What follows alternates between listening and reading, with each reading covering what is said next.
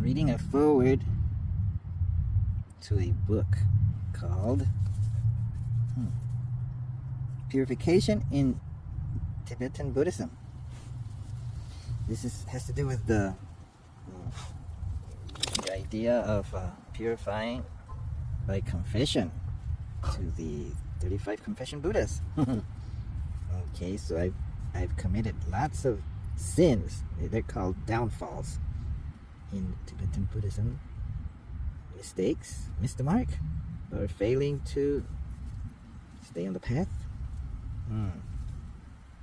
The downfall could be like if you committed to no longer drinking alcohol and you break it, then that's a downfall.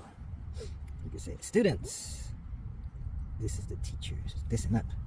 Students, all my brothers and sisters in the Dharma, this book contains the Bodhisattva's confession of downfalls, a practice for purifying negativities in downfalls, together with a commentary by Geshe Jampa Gyatso. So Geshe-la is highly qualified, and he can be our friend, who possesses the three most important qualities of merit, warm heart, and pure morality.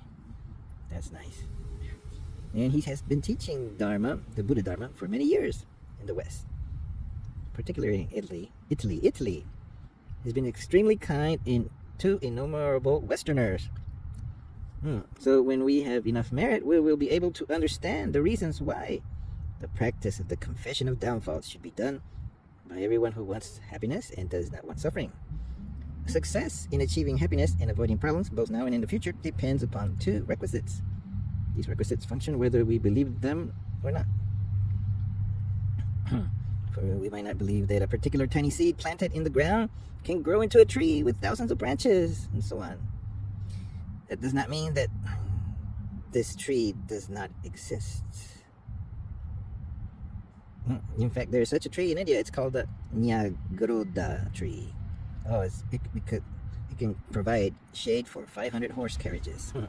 Likewise, even though we may not believe in reincarnation and the law of action and result, nor believe that this practice purifies our negativities, frees us from obstacles to generating the realization of the path to enlightenment, frees us from the problems of this life, future lives, such as obstacles, illnesses, disharmony, harm, bad treatment, and abuse by others, and brings happiness and peace, both worldly and ultimate, it does not signify that this practice does not function to do so.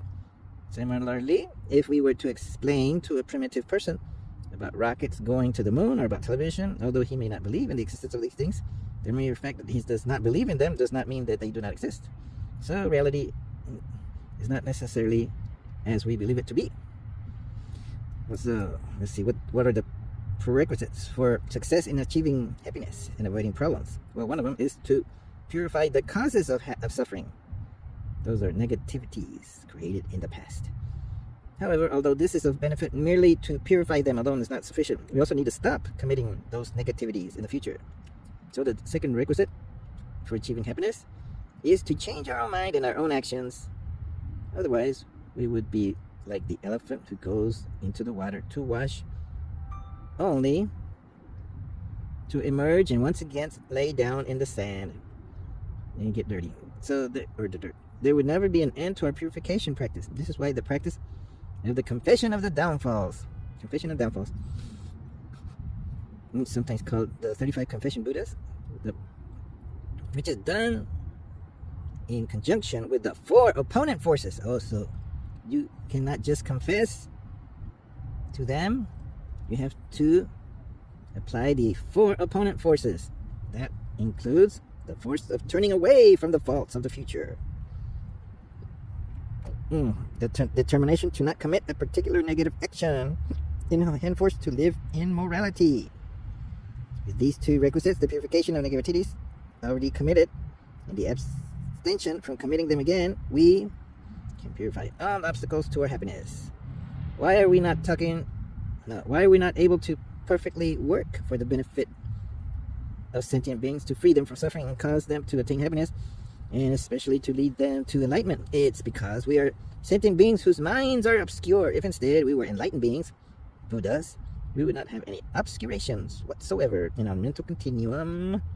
we'd be able to perfectly benefit others.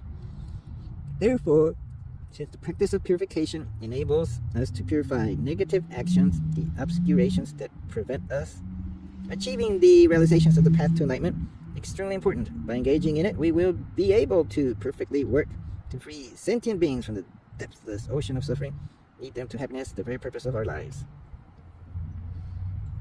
That's the purpose of the life of a Bodhisattva. You may choose to not take that path, to not benefit others, to not lead them to happiness. But when you lead them to happiness, you'll find that you become yourself very happy.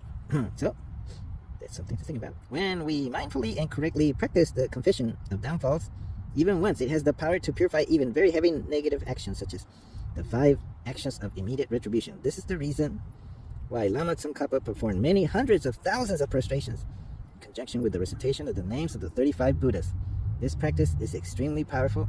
In some texts, it is said that just by reciting the first name, that of Guru Shakyamuni Buddha, 80,000 eons of negativities are purified. 80,000 eons? Holy, pretty holy. Just by mentioning his name, well, maybe you have to mention it with lots of sincerity, I would say, and many times. In fact, the mere recitation of each of the names of the 35 Buddhas has the power to purify many eons of different types of negative actions. When this practice is performed together with prostrations, even the mere folding of hands together in front of a statue of a Buddha will accumulate inconceivable merit. Therefore, it would be a great loss if we were not to take advantage of this opportunity to do this practice. In short, the Bodhisattva's confession of downfalls, the recitation of the names of the 35 Buddhas, particularly when done in conjunction with the prostration, is an unbelievably powerful purification and enable us to accumulate extensive merit. Wow. This book is written by Lama. No, maybe this is a prologue, is it? By Lama Thubten Sopa Rinpoche.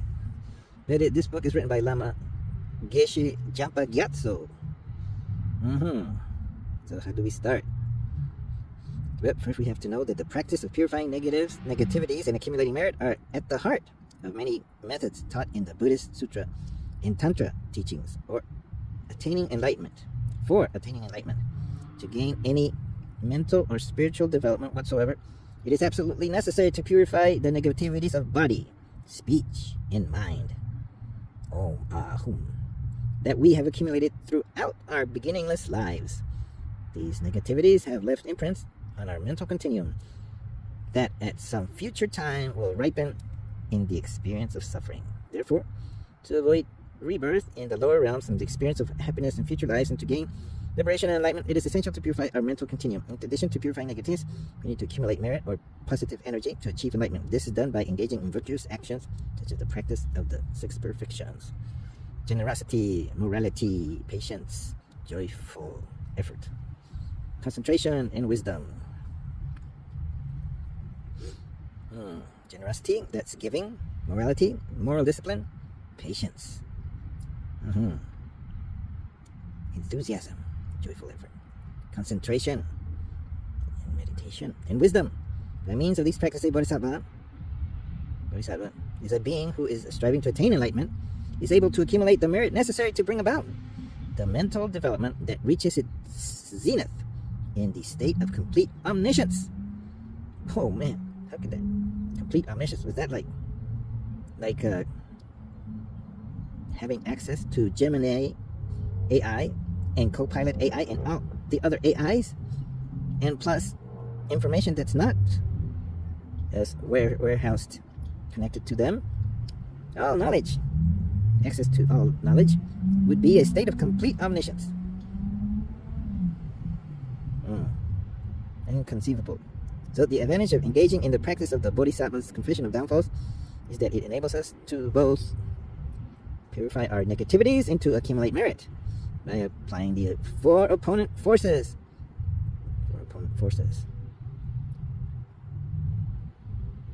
By applying the 4 opponent forces which counteract our negativities, we purify our mental continuum of negative energy by rejoicing in all the virtues created by ourselves and others, dedicating them to unsurpassed enlightenment. We accumulate great stores of positive energy. For these reasons, the practice of the Bodhisattva's confession of downfalls is an essential method enabling both beginners and advanced practitioners to achieve spiritual development. A well-known story illustrates the benefit of this practice. Lama Tsongkhapa of the 15th century, Tibetan, himself engaged in extensive purification through reciting this sutra and performing 100,000 prostrations to each of the 35 confession Buddhas, the 35 Tathagatas, a total of 3.5 million prostrations. 3.5 million prostrations. During the Easter weekend of 1993, Geshe Jampa Gyatso, the resident teacher at Instituto Lama Tsongkhapa, Pumaya, Italy, gave an oral commentary to the Bodhisattva's Confession of Downfalls based on the Tibetan commentary. Significant site: Biang Chup Sem Pai Tung Ba Chags Pai Tika Don Dan. Who knows how it's actually? I think it's pronounced Yang Chup Sem Pai Tung Ba Shag by Tika Don Dan, because oftentimes the first letter is silent. It does do a little bit of an effect on the second letter, but I don't know exactly how. So that's a text by Sangghye Yeshe. So prior to the course, I hurriedly produced an extremely rough translation that was subsequently revised with much help from Geshe-la and George Chernoff. Since the practice of the Bodhisattva's confession of moral downfalls, I insert moral, has enormous benefits, I hope that these two commentaries on the practice, one by noted lineage gurus of the stages of the path Lamrim teachings, and one by a contemporary teacher thoroughly familiar with the Western mind, will inspire many people to engage in this profound practice. So here's a biography of Sangghye Yeshe. Sangghye Yeshe. Why is he important? Maybe it's nice to read biographies. Sangghye Yeshe, what did he do? Let's find out. Maybe he was important in this commentary that's coming up. Sangghye Yeshe was born in 1525 in a small village of Drugya in the Tsang Valley of Tibet. Auspicious signs occurred at his birth, and even at a very young age, his behavior was uncommonly mature, subdued. He was often seen playing and teaching Dharma, meditating, and debating, and although very young, he often expressed the wish to become a monk. This behavior is attributed to his familiarity with the morality a renunciation gained in many previous lives when he had been born as a learned scholar and yogi in India. So the renowned Gyalwa in Sapa, considered by Tibetans to be the first Panchen Lama. You see what? I'm okay. What about this phone? Looks okay. So the renowned Gyalwa in Sapa, considered by Tibetans to be the first Panchen Lama, foreseeing that Sangghye Yeshe was to become his successor as a lineage holder, urged the parents to take special care of their son. At the age of 10, the younger boy received lay vows from his first teacher, Yongteng Sangpo, and was given the name Chokye Dorje. He studied reading and writing with his teacher, demonstrating remarkable ease in understanding whatever he was taught.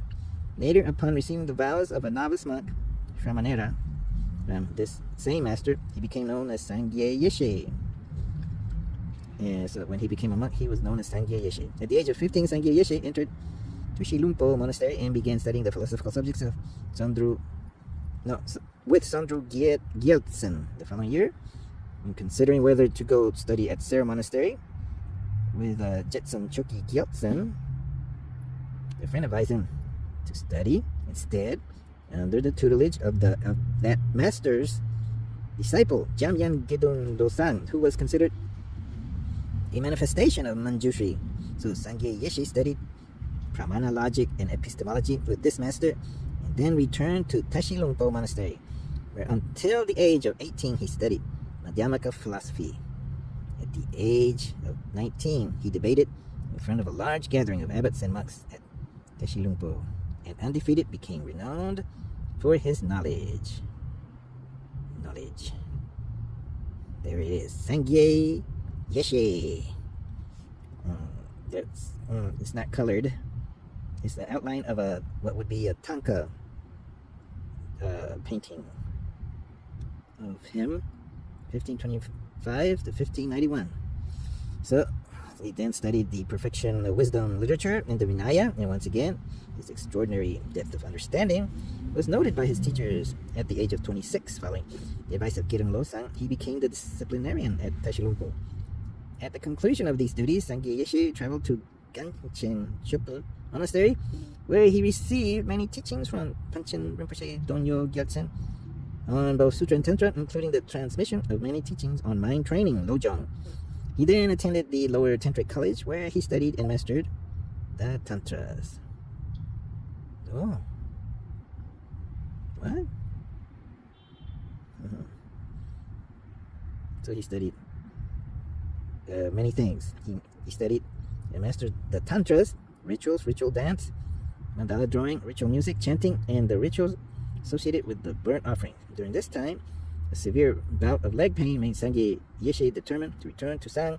Following the completion of his studies at the lower Tantric college, this pain is attributed to Pao Den Lamo, a Dharma protector who had been directed by Gyalwa in Sapa to bring Sangghye Yeshe back to him.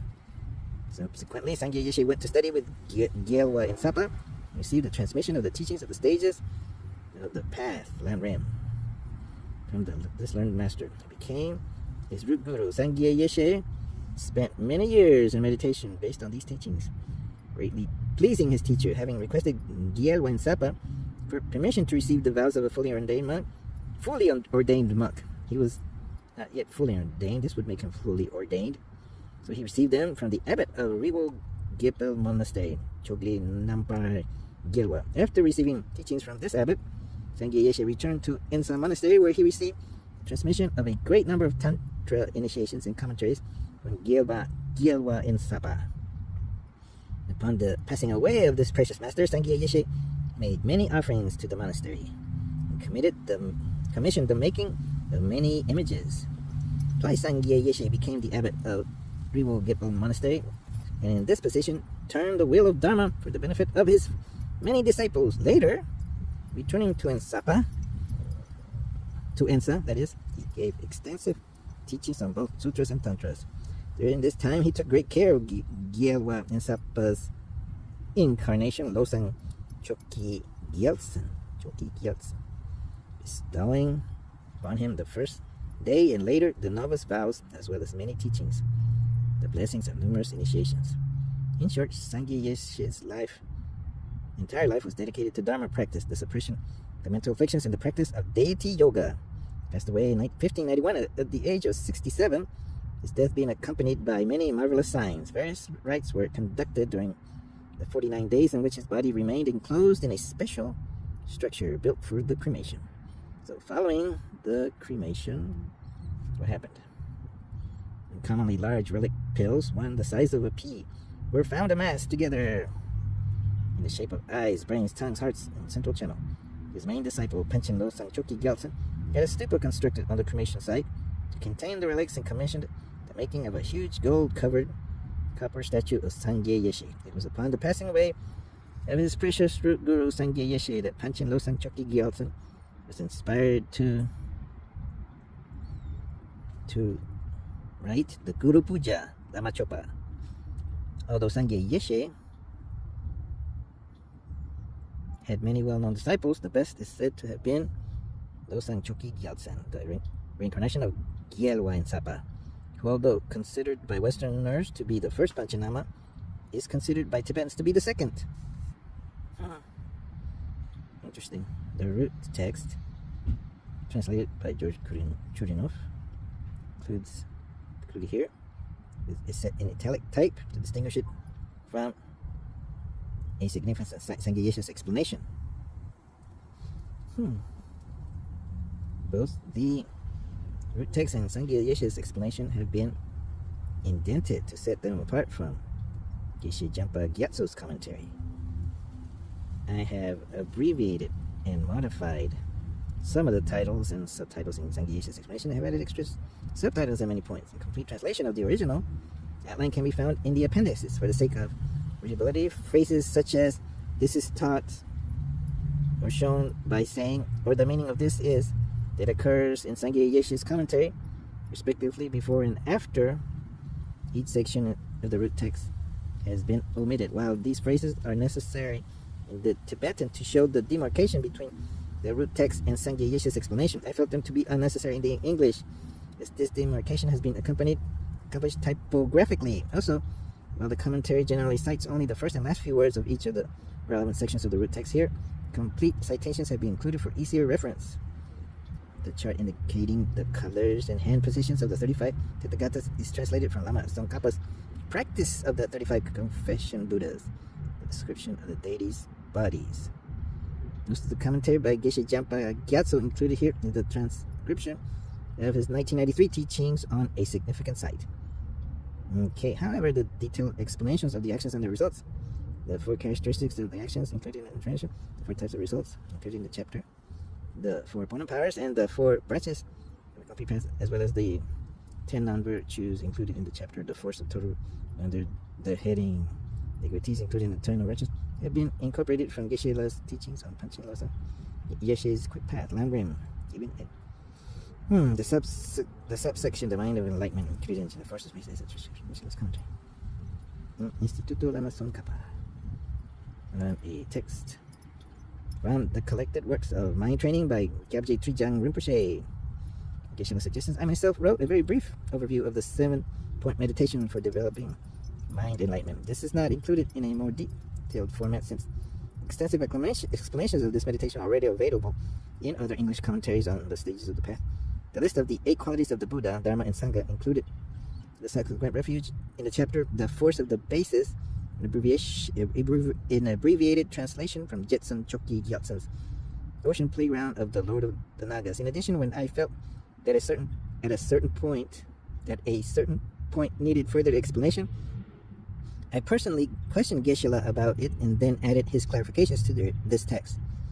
Words already familiar to most Western Buddhist readers, such as Dharani, Mahayana, Nirvana, Sangha, Stupa, have been treated as English words throughout the text, and subsequently the Sanskrit diacritical marks have been omitted. The transliteration of Sanskrit words is according to the standard international system, except that for ease of reading in English, S is written as SH, and S with a dot underneath it as SH with a dot underneath it. C as CH, and CH as CHH. And the transliteration of the Tibetan follows the system of Turel Wiley, with the root letter rather than the initial letter capitalized. In proper names and titles. Except for names of contemporary Tibetans, which I rendered according to precedent, I have written Tibetan proper names and the phonetics of the Bodhisattva's confession of downfalls in a similar manner to facilitate their reading rather than striving perfect pronunciation.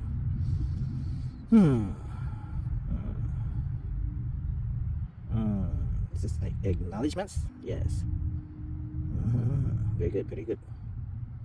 So this is Joan Nisel. I guess she's kind of like the translator and editor.